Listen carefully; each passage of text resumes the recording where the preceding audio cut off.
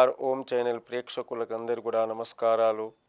ఓం శ్రీ శివాయ నమస్తుభ్యం అంటూ స్తవై బ్రహ్మాదీనాం జయ జయ వచో వీర్నియామీనాం గణానాం కీళీభిః మదకలమ హోక్షస్యాకకుదీ స్థితం నీలగ్రీవాం త్రినయనం మమ శ్లిష్టావపుషం కదా త్వాం పశ్యయం కరధృతమృగం ఖండపరుషం. కదా మరి కూడా ఇక్కడ కూడా ప్రార్థన చేస్తున్నారు స్వామివారిని. ఎంత గొప్పదైనటువంటి మానవాళికి అందించినటువంటి పవిత్రమైనటువంటి శ్లోకాలు వింటేనే చాలు మన జీవితం ధన్యమైపోతుంది. బ్రహ్మాదులు కూడా మీకు స్తోత్రాలు చెబుతూ ఉంటే, స్తోత్రాలు పారాయణం చేస్తుంటే జయ జయ అన్నటువంటి ఆ యొక్క జయ విజయులు కానివ్వండి, మరియు ఋషులు కానివ్వండి, ఆ యొక్క దృష్టిని, ఆ యొక్క సన్నివేశాన్ని నేను ఎప్పుడు చూస్తాను స్వామి. గణానాం కేళిభిః, మీ గణాలతో కూడినటువంటిది. గణానాం గణపతి దేవతాయ నమో నమః అంటే గణములు అంటే బృందం, అంటే శివుని యొక్క బృందంతో కూడినటువంటి కేళిలిం అనగా నృత్యాలతో, ఆనంద డోలికలతో ఆడుతున్నటువంటి ఆ దృశ్యాలను మద కలమ మోక్షస్య హోషస్య ఏదైతే ఉందో దాన్ని నేను ఎప్పుడు చూసి నేను మోక్షాన్ని కలుగుతాను, లేదా ఎలాంటి మీ యొక్క దర్శన సౌభాగ్యం నాకు కలుగుతుంది అన్నటువంటి స్థితం. నీలగ్రీవా, నీలకంఠుడివి నీవే. నీలకంఠుడి అన్నటువంటి పదానికి భవ్యమైనటువంటి దివ్యమైనటువంటి నీలకంఠుడంటే దేవదానవులకు రక్షించినటువంటి ఆ యొక్క పరమేశ్వరుడు కేవలం శివయ్య మాత్రం. ఆ యొక్క స్వామి ఎప్పుడైతే సముద్ర మథనం ఎప్పుడైతే జరుగుతుంటుందో అప్పుడు భయంకరమైనటువంటి విషం ఏదైతే వస్తుందో ఆ విషాన్ని తీసుకోవడానికి, ఆ విషయాన్ని తనలో కంఠంలో తీసుకోవడానికి ఎవరైనా కూడా రాలేదు. దేవాన దేవతలందరూ కూడా చూస్తున్నారు కానివ్వండి. ఆ విషాన్ని తీసుకున్నటువంటి ఎవరండి విషమును తీసుకున్నటువంటి వాడు? ఒకవేళ విషము తీసుకుంటే ఏమవుతుంది మనకు తెలుసు. ఆ విషముతో ద్వారా జనాలు ఎలాంటి వాళ్ళై కూడా తాను చనిపోతారు. కానీ కేవలం ఆ శివయ్య మాత్రం ఆ యొక్క విషమైతే వచ్చిందో ఆ యొక్క విషాన్ని తన యొక్క నోటి ద్వారా, తన యొక్క ఏదైతే పవిత్రమైనటువంటి తన యొక్క అమృతం అన్నటువంటి దానికి విషాన్ని స్వీకరించాడు. అనగా దీని యొక్క అర్థం ఏంటి అంటే, ఆ పార్వతీమాత చెప్తుందన్నమాట. ఏమని చెప్తుంది? ఆ విషాన్ని తీసుకున్నటువంటి నాథుడు కేవలం మాత్రమే శివయ్య మాత్రమే అర్హుడు. నా యొక్క మాంగళ్య బలం అంతది చాలా గొప్పదైనటువంటిది. అనగా ఆ తల్లికి తెలుసు, ఆ అమ్మకు తెలుసు, ఈ ప్రపంచమంతే కూడా, ఈ సృష్టి అంతే కూడా శివయ్య ద్వారానే నడుస్తుంది. కావున ఈ శివయ్య తాను విషాన్ని తీసుకొని తన యొక్క కంఠంలో, స్వామివారి యొక్క కంఠం ఎలా అయిపోతుంది? నల్లగా నీలంగా ఏర్పడుతుంది ఈ యొక్క కంఠం అంతే కూడా. అనగా అందుకే నీలకంఠాయ నమో నమః అన్నటువంటి ఆ స్వామివారికి నామోచిత్యంలో మనకు అర్చనలో మనకు కనబడుతుంది నీలకంఠ అన్నటువంటి పదం. అక్కడ విషము ఎలా ఉంటుంది? భయంకరమైనటువంటి, అప్పుడు సముద్రమథనం చేస్తూ ఉంటుందే భయంకరమైనటువంటి విషాలు. చూడండి, ఈ ఒకవేళ మానవులకు భయంకరమైనటువంటి కష్టాలు వస్తుంటాయండి, దుఃఖం వస్తుంటుందండి, ఇలాంటి సమస్యలు వస్తుంటాయి అంటే మనం చెప్పలేమన్నమాట. ఒకవేళ మనం చెప్పలేమంటే ఇతరులతో కూడా మనం చెప్పలేకపోతాం. ఉదాహరణకు మనం చెప్పుకుంటే, మా ఇంట్లో తినేవాళ్ళు చాలామంది ఉన్నారు, కానివ్వండి ఉద్యోగం మాత్రం ఏదో కొద్దిగా మాత్రం ఉంది, ఆ కుటుంబంలో సరిపోదు. అమ్మాయిలు ఉన్నారు, అమ్మాయిలకు వివాహం చేయడానికి మాత్రం డబ్బులు కూడా లేవు. అలాంటి పరిస్థితుల్లో మేము బ్రతుకుతున్నాం. ఓ శివయ్య, నా యొక్క కష్టాలను ఏవైతే ఉన్నాయో నీ దగ్గర పెట్టుకోవయ్యా. అనగా ఏవైతే కష్టపరమైనటువంటి దుఃఖపరమైనటువంటి ఏదైతే ఉందో నీవు స్వీకరిస్తావు. అది కూడా అర్థం చేసుకోవచ్చు. లేదా అంటే మన దగ్గర ఎన్ని కష్టాలు వచ్చినా కానివ్వండి, ఏ బాధలు వచ్చినా కానివ్వండి, మన దగ్గరనే పెట్టుకొని కేవలం మంచి విషయాలు మాత్రం చెప్పడానికి ఇతరులతో ప్రయత్నం చేయాలి. అది చేయడం లేదు. ఏదైతే దుఃఖపరమైనటువంటి కష్టపరమైనటువంటి ఏవైతే విషయాలు ఉంటాయో అదే చెప్పడానికి ప్రయత్నం చేస్తాం. కానివ్వండి, భగవంతునికి మాత్రం అన్ని విధాలా తెలుసు. ఆ శ్రీమన్నారాయణునికి, ఆ భోలాశంకరునికి ఎన్ని ఆపదలు వచ్చినాయో, ఎన్ని కష్టాలు వచ్చినాయో, ఏది ఏమైందో ఆ శివునికి తప్పకుండా తెలుసు. కానీ మనం మాత్రం ఏం చేస్తామంటే చెప్పి ఇదవుతాం. చెప్పకూడదు. అనగా ఒకవేళ మనం డాక్టర్ దగ్గర వెళ్ళామండి, డాక్టర్ గారు మనం రోగంతో ఉన్నాము, జ్వరంతో ఉన్నాము, డాక్టర్ గారి దగ్గర వెళ్తామండి. వెళ్ళిన తర్వాత మనం బాధలన్నీ కూడా మనం చెప్పుకుంటాము. ఫలానా రోగంతో ఉన్నాము, ఫలానా నాకు జ్వరం వస్తుంది, ఇది వస్తుంది. కానివ్వండి, ఆ యొక్క డాక్టర్ గారికి అన్నీ తెలుసు.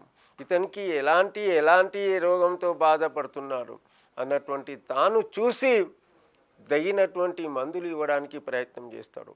అనగా ఆ డాక్టరు, ఏ డాక్టర్ వైద్యుడు? ఆ శివయ్య మనకు. ఆ డాక్టర్, ప్రథమ డాక్టర్ ఎవరు? వైద్యో నారాయణ హరి అన్నారు. అందుకే ప్రథమ డాక్టర్ ఎవరు? ఆ శివయ్యని. ఆ శివయ్యను మనం యొక్క కష్టాలు ఏవైతే ఉన్నాయో, మన బాధలు ఏవైతే ఉన్నాయో, మనం అనారోగ్యంగా ఉన్నాము, అలాంటి విషయాలన్నీ కూడా తన యొక్క కంఠంలో పెట్టుకొని మనం రక్షించినటువంటి వాడు. రక్షించలేదా? దేవదానవులకందరూ కూడా రక్షించినటువంటి వాడు కేవలం శివయ్య. అందుకే నీలగ్రీవం అన్నటువంటి పదానికి చెప్పినటువంటి ఎంత గొప్పదైనటువంటి విషయాన్ని చెప్పారు జగద్గురు శంకరాచార్యుల వారు.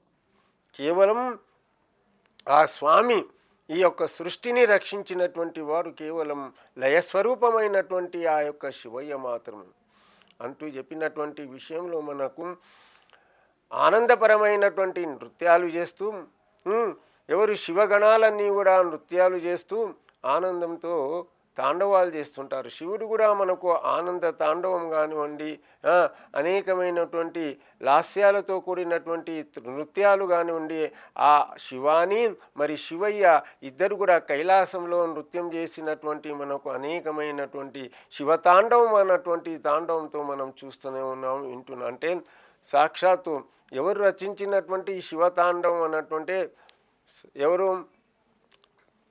రావణాసురుడు రచించినటువంటి ఏదైతే ఉందో శివతాండవం. ఆయన సాక్షాత్తు రావణాసురుడు ఏం చేశారు? ఆ యొక్క శ్లోకాన్ని పాడుతూ ఉంటే శివుడు వచ్చి నృత్యం చేశారట. అంటే అమ్మగారు అయ్యగారు శివతాండవం చేశారు. అది గొప్పదైనటువంటి విషయం. అక్కడ మనకు కేళీభి అన్నటువంటి త్రికాల సంధంలో కూడా త్రికాల సంధ్య కూడా అతని యొక్క చేతుల్లో ఉంది, శివయ్య యొక్క చేతుల్లో ఉంది.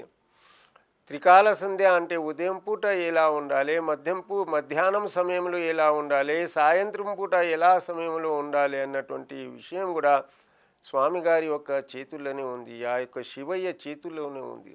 ఇలా ఉందన్నటువంటి విషయానికి ఉదయం పూట బావుగా చలి పడుతుంది, అలాంటి సందర్భాల్లో బావుగా వర్షం వస్తుంది, బావుగా మనం బయటికి వెళ్ళాలి, అలాంటి సందర్భాల్లో బాగా వాన పడుతుంది అనుకోండి, దాన్ని రక్షించే స్థూమత శక్తి కేవలం మాత్రమే ఆ శివయ్యలో ఉంది. వర్షం పడుతుందండి, అనేకమైనటువంటి అతివృష్టి, అనేకమైనటువంటి వర్షాలు పడుతున్నాయి. ఆ వర్షాలు ఆపడానికి శక్తి కలిగినటువంటి వాడు తన యొక్క జటాల్లో బంధించుకున్నటువంటి వాడు శివయ్య మాత్రమే. ఎందుకు అనగా గంగ తన యొక్క శిరస్సుపై ఉంది కాబట్టి తాను రక్షిస్తాడు. అనగా ఆ శివయ్యను మొరబెట్టుకుంటే, ఇప్పుడు ఉదాహరణకు మనం ఇక్కడ కేదార్నాథ్తో కానివ్వండి, హిమాలయ పర్వతాల్లో ఎక్కువ వర్షాలు వచ్చేసి అక్కడ ఏమైంది, ఒక 2 గ్రామాలే ఇదే నీళ్ళలో ఆ తుఫాన్లో కలిసిపోయాయట. అనగా దాని యొక్క అర్థం ఏంటి అంటే, ఏదైతే మంచి విషయాలు, మంచి వ్యక్తులు ఉన్నారు కానివ్వండి, తన యొక్క భక్తులు ఉన్నారనుకోండి, తప్పకుండా కాపాడడానికి ఆ శివయ్య మన దిక్కు వస్తుంటారు. అనగా అక్కడ ఎలాంటి వాతావరణం, స్వార్థపరమైనటువంటి గ్రామం ఉండొచ్చు, స్వార్థపైనటువంటి విషయాలే ఉండొచ్చు అక్కడ. కావున ఆ యొక్క గ్రామం అంతా కూడా నీళ్ళలో కలిసిపోయింది అన్నటువంటి విషయం. అనగా చెప్పే తాత్పర్యం ఏంటంటే త్రికాల సమయాల్లో కూడా శివయ్య తప్పకుండా ఉంటాడు.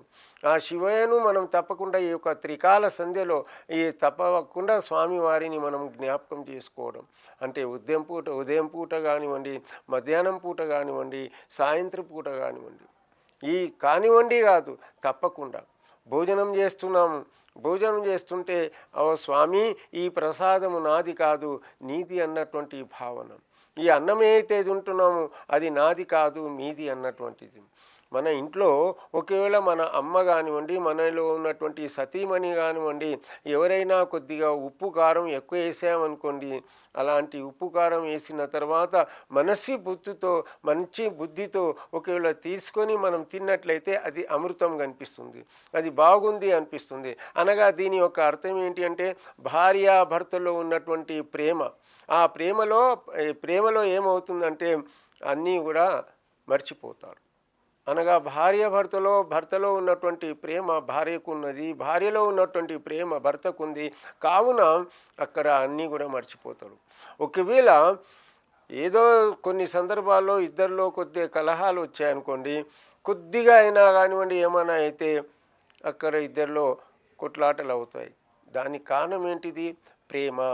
అనగా పరమాత్మతో కూడా అంతే అలాగనే ఉండాలన్నటువంటి విషయాన్ని జగద్గురు శంకరాచార్యుల వారు అంటున్నారు. అనగా పరమాత్మునితో అలా ఉండాలంటే ఏంటిదండి? భక్తుడు ఎప్పుడు కూడా ఆ పరమాత్మునితో, ఆ భగవంతునితో ప్రేమగా ఉండాలి. అంటే ప్రేమగా ఉండాలంటే సర్వస్వం కూడా ఆ పరమాత్మునికే అర్పించాలి. భగవంతునికే అర్పించినటువంటి విషయం ఎప్పుడైతే ఉంటుందో అది ఆ శివయ్య నాది ఏది చేసినా కానీ నీ ద్వారానే వచ్చినటువంటి ఈ ప్రసాదము, నేను ఏదైనా కానీ స్వీకరిస్తాను అన్నటువంటి కృతజ్ఞతాభావంతో ఏదైతే ఉంటుందో అదే ప్రసాదంగా మారిపోతుంది. అనగా ఇంకో ఉదాహరణ మనం తీసుకుందాం. దేవాలయం నుంచి మనం పంచదార తెస్తున్నాము, ఆ శివునికి అర్పించి మనం ఒకవేళ తెచ్చామనుకోండి, ఆ పంచదార అంటే శివలింగం దగ్గర పెట్టేసి మనం ఆ పంచదార తెస్తే అది ప్రసాదంగా మారిపోయింది. అదే పంచదార ఒకవేళ కిరాణా కొట్టు నుంచి ఇస్తే మనం ఏమైంది? దానికి పంచదార అంటాం. దీని చూడండి అక్కడే మారిపోయింది. పంచదార ఒకటే ఉంది, చక్కెర ఒకటే ఉంది, కానివ్వండి తనలో ఉన్నటువంటి భావన ఏదైతే ఉందో అక్కడ మారిపోయింది. అనగా శివాలయంలో పెట్టి తెస్తే అది ప్రసాదం అయిపోయింది, కిరాణా కొట్టు నుంచి తెస్తే అది పంచదార అయిపోయింది. ఇది మనస్సు మారిపోతే సర్వస్వం కూడా మారిపోతుంది. అసలు విషయం ఏంటిదంటే ఆ శివయ్య నృత్య కేలి ఎప్పుడు కూడా తన యొక్క గుణాలన్నీ కూడా సంతోషంతో ఆటలాడి పాటలు పాడినటువంటి సంతోషము మన కైలాసంలో కనపడుతుంది అన్నటువంటి విషయాలు. అంతేందుకండి, హిమవంతుని కూతురైనటువంటి పార్వతీదేవితో ఎప్పుడైతే వివాహం జరిగినటువంటి ఆ ఊరేగింపు వస్తుంటుందో, శివయ్య గారి యొక్క ఊరేగింపు భూతాలతో, దయ్యాలతో, అనేకమైనటువంటి రాక్షసులతో ఉన్నటువంటి ఏదైతే వారికే పశుపతి అంటారు. అలాంటి వాళ్ళందరూ కూడా భూతాలు, దయ్యాలు ఏవైతే ఉన్నారో నానారక రాక్షసులైనటువంటి వాళ్ళు, దేవతలందరూ కూడా వారి యొక్క ఆ యొక్క ఉత్సవంలో పాల్గొని వస్తుంటారు. అక్కడ ఆ యొక్క మేనక అన్నటువంటి దేవత అంటే పర్వతరాజు గారి యొక్క దేవత అయినటువంటి భార్య అయినటువంటి మేనకాదేవి, ఓహో నా అల్లుడైనటువంటి వాడు ఎంత బాగుగా ఉన్నాడు, బ్రహ్మను చూసి ఆ విష్ణువు చూసి ఎంత ముద్దుగా ఉన్నాడు, ఎంత మంచిగా అలంకారంతో ఉన్నటువంటి ఆ విషయాన్ని అనుకుంటుంటారు. వెనుకలో ఉన్నటువంటి భయంకరమైనటువంటి భూతాలు, అనేకమైనటువంటి భూతాలు ఏవైతే ఉంటాయో దాన్ని చూసి ఇలా ఉంది. కానివ్వండి అదే శివ యొక్క రూపం వచ్చిందనుకోండి, పెళ్లి పిల్లగాడు వస్తున్నాడు, వస్తున్నాడు అన్నటువంటి దాని భయంకరమైనటువంటి వారి యొక్క రూపాన్ని అనగా ఆ యొక్క జటాజూటం చూసి, ఆ సర్పాలతో అలంకరణ చూసి, విభూతి పెట్టుకొని, మరి అతని యొక్క రూపాన్ని చూసినటువంటి ఆ యొక్క నాగసర్పాలతో అలంకరమైనటువంటి ఏనుగు యొక్క చర్మాన్ని కట్టుకున్నటువంటి ఆ యొక్క దృశ్యాన్ని చూసి ఇతడా మా యొక్క అల్లుడు కావాలన్నటువంటి భయపడి వెళ్ళిపోతుంది. అనగా చెప్పే తాత్పర్యం ఏంటి అంటే ఆ శివయ్య యొక్క అందువలన ఆ శివయ్య మన కోసం మనకు కాపాడడానికై ఆ లింగా స్వరూపంలో ఈ ప్రపంచమంతా కూడా వ్యాపింపబడినటువంటిది ఆ లింగ స్వరూపమే. ఆ స్వామి యొక్క గణాలు చాలా గొప్పవైనటువంటిది అది మనకు కనబడుతుందన్నమాట. అనగా త్రినయనం అన్నటువంటి పదాన్ని కూడా ఎక్కడండి, ప్రతి వ్యక్తి కూడా త్రినయనాలు 3 కన్నులు ఉంటాయంటాం. ప్రతి వ్యక్తికి ఉంటుంది 3 కన్నులు అంటారు. కానీ ఆ స్వామివారి యొక్క కన్నులో మనకు మధ్యలో కనపడుతున్నటువంటి అగ్నిస్వరూపం, ఆ స్వామి జ్యోతి స్వరూపంలో ఉన్నాడు అన్నటువంటి ఆ జ్యోతి స్వరూపం మధ్యలో ఉన్నటువంటి 2 కళ్ళ తర్వాత మధ్యలో ఉన్నటువంటి ఆ యొక్క జ్యోతి మెరుస్తూ ఉంటుంది. త్రినయనం అంటారు. 3 కళ్ళతో ఉన్నటువంటి వారు, ఏ దేవతలకు లేనటువంటి ఏవైతే కళ్ళు ఉన్నాయో కేవలం శివయ్యకు మాత్రమే జ్యోతి స్వరూపంగా ఉన్నటువంటి మధ్యలో కనబడుతున్నటువంటి ఏదైతే ఉందో, మనం ఆ స్వామివారి యొక్క విగ్రహాల్లో కానివ్వండి, పటాల్లో కానివ్వండి మనం చూస్తూ ఉంటాం. ఆ స్వామి త్రినయనం, ఆ యొక్క దివ్యమైనటువంటి ఆ యొక్క తేజస్సుతో కలిగినటువంటి ఆ విభూతి పెట్టుకున్నటువంటి అనంతరం మధ్యలో కనిపించినటువంటి జ్యోతి స్వరూపమైనటువంటి అగ్ని స్వరూపమైనటువంటి ఏదైతే మధ్యలో కనపడుతుంది నేత్రం, అనగా స్వామివారు దళదళదళ మెరుస్తూ, ఆ స్వామివారు ఎలా కనపడతారంటే మనకు ఈ సృష్టి అంతా కూడా ప్రకాశింపబడుతుంది. ఈ సృష్టి మంచిగా ఉంది, ఆ దివ్యమైనటువంటి దృష్టితో కాపాడుతారు. ఈ సృష్టి అల్లకల్లోలం జరుగుతుంది, భయంకరమైనటువంటి వాతావరణంలో ఉన్నారు, నానా రకాలైనటువంటి పరమాత్మని జ్ఞాపకం చేయలేకపోతున్నారు, భగవంతుని నామ సంకీర్తనం చేయలేకపోతున్నారు. అలాంటి చోట తన యొక్క దివ్యమైనటువంటి ఆ అగ్నిస్వరూపమైనటువంటి ఆ నేత్రం ద్వారా అక్కడ స్వామివారు దహనం చేస్తున్నారు. ఆ 3వ కన్ను అయినటువంటి చాలా గొప్పదైనటువంటి, అనగా చెప్పే అర్థం ఏంటి అంటే అనేకమైనటువంటి ఋషులందరూ కూడా స్వామివారిపైనే ఆక్రమణ చేసినటువంటి అప్పుడు ఆ యొక్క స్వామివారే తన యొక్క 3వ కన్ను అయినటువంటి ఆ యొక్క అగ్నినేత్రంతో దహనం చేశారు. అనగా అప్పుడప్పుడే ఆ దివ్యమైనటువంటి దృష్టితో అక్కడ దహనం చేసినటువంటి కేవలం మాత్రమే ఆ శివయ్యకు మాత్రమే కనబడుతుంది. విష్ణువు కానివ్వండి, మనకు బ్రహ్మకు కానివ్వండి, ఋషులకు కానివ్వండి కనబడవు. కేవలం త్రినయనం అన్నటువంటి నామోచిత్యం కలిగినటువంటి వాడు కేవలం శివయ్య మాత్రం. ఇది శివయ్యకు కలిగితే వ్యక్తిలో ఇప్పుడే చెప్పాను నేను, ప్రతి మానవుని కూడా ఈ ప్రపంచంలో ఉన్నటువంటి ప్రతి మానవుని కూడా దివ్యమైనటువంటి 3 నేత్రాలతో కూడినటువంటి వాడై ఉంటాడు అన్నటువంటి విషయాన్ని మనం తెలుసుకున్నటువంటి విషయం ఈ సందర్భంలో ఏంటిదంటే, అనగా జ్ఞాన జ్యోతి, అనగా ఈ 2 నేత్రాలు ఉన్నాయి, మధ్యలో ఉన్నటువంటి జ్ఞానజ్యోతి అంటారు. ఈ జ్ఞానజ్యోతి ఏంటిది, ఎప్పుడు కనబడుతుంది అన్నటువంటి విషయాన్ని మనం ఇప్పుడు తెలుసుకుందాం. జ్ఞానజ్యోతి ఎప్పుడు కనబడుతుందంటే, మనం ధ్యాన అవస్థలో కూర్చొని ఎప్పుడైతే ధ్యానం చేస్తూ ఉంటామో ఆ సమయంలో ఆ జ్యోతి పైన మన యొక్క ధ్యానం అంతే కూడా ఉండాలి. ఆ మెదస్ అంటే నొష్టిపై ఉన్నటువంటి ఏదైతే జ్యోతి ఉందో, జ్యోతి ఆకారంలో ఉందో, ఈ జ్యోతి నాకు ఈ సృష్టిని చూడడానికి, ఈ ప్రపంచాన్ని చూడడానికి, లేదా మంచి జ్ఞానాన్ని సంపాదించడానికి, మంచి పుస్తకాలు చదువుకోవడానికి, మంచి విషయాలు వినడానికి, మంచి విషయాలు తెలుసుకోవడానికి, మంచి గ్రంథాలు చదువుకోవడానికి ఒక పవిత్రమైనటువంటి ఈ జ్ఞాన జ్యోతి అనేది వికసింపబడాలి అన్నటువంటి విషయాన్ని మనం ధ్యానము చేసినట్లయితే, ఉదయమే మనం తప్పకుండా చూసినట్లయితే ఆ దివ్యమైనటువంటి భవ్యమైనటువంటి ఆ జ్యోతి మనకు కనబడుతుంది. ఆ జ్యోతిని చేసుకోవడానికి అనేకమైనటువంటి ప్రయోగాలు మన యొక్క ఋషులు మహారుషులు చెప్పారు. ఆ జ్యోతిని చూస్తూ మనము తప్పకుండా ప్రతి దేవాలయాల్లో కానివ్వండి, మన ఇళ్లలో కానివ్వండి, ఆ జ్యోతిని మనం వెలిగిస్తూ ఉంటాం.